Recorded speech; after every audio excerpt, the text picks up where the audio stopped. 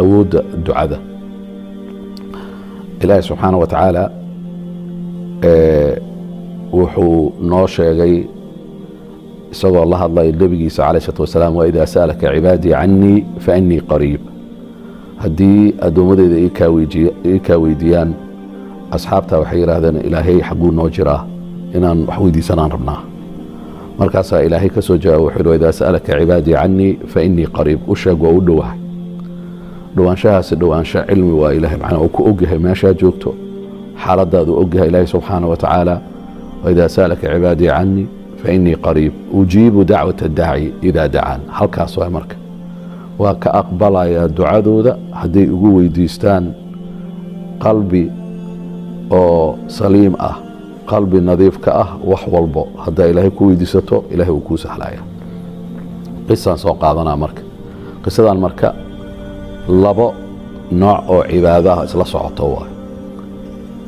كو khilwada qofka inuu gooni la ahaado ilaahay subxaana wa tacaala oo cidna aanan ogeyn waxay ka mid tahay cibaadooyinka ugu waaweyn culummada qaar waxay dhahaan qofka muuminka waxaa fiican khilwo inuu sameeyo khilwana markaa samaynaysid waxaa waaye ilaahay aad xusaysaa iyadoon cidna kula joogin oo keliga aad tahay marka laba qofka qabanaya markaasi markuu khilwada yahay oo keligiis uu yahay digri badan uu akhrinayaa oo ilaahay uu ku ammaanayo noocoo doona dugriga soo ahaado wixii adkaar ma'huuraad nabiga laga soo guriyey iyo gacanta kor u taagaya ilaahu weydiisanaya wuxuu rabo qisadan waxay ku saabsan tahay iyadoo kooban ayeeyo haysay wiil yar oo agoon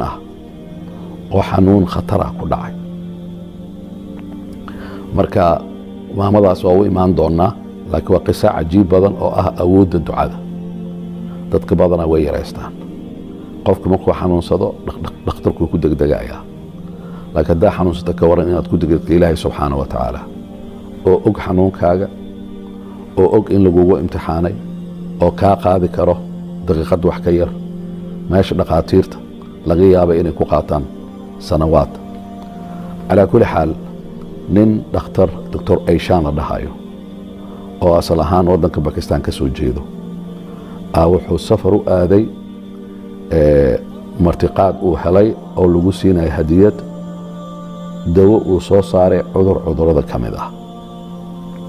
marka wuxuu hore u soo qaatay qalabkiisii iyo dawadiisii oo boorso uu ku wataa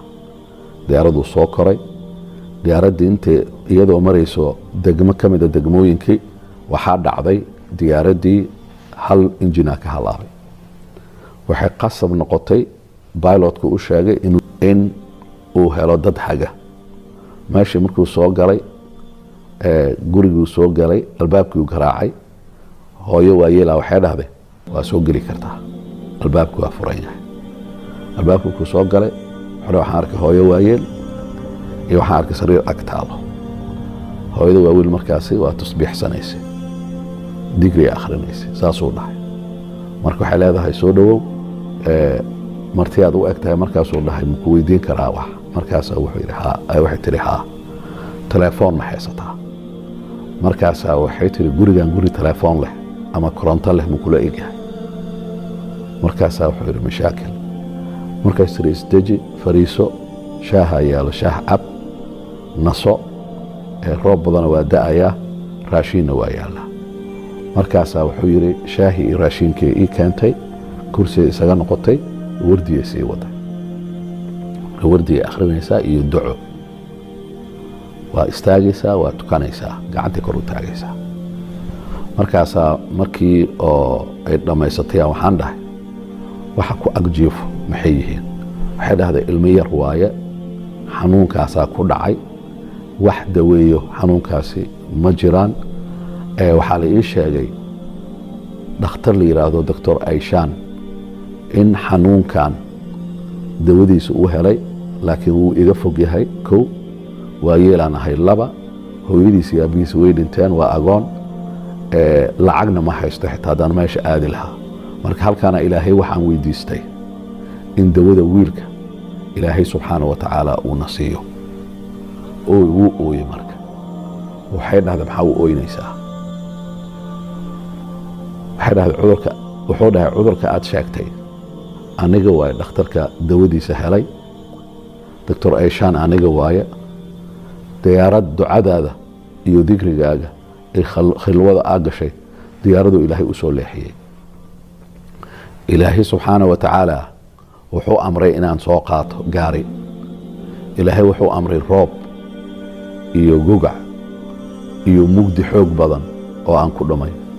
ilaahay wuxuu amray inaan gurigaan aan ku soo leexdo ducadaada awoodeeda raba inaan kuu sheego intaas kaliya maaha boorso waxaan wataa oo tusaalooyin daawooyinkaan ku soo qaaday markaas kadib dhakhtarkii wuu orday baabuurkuu aaday boorsiisuu soo qaatay wiilkii meeshuu ku daweeyey wabilaahi towfiiq wasalaamu calaykum waraxmatullahi wabarakaatu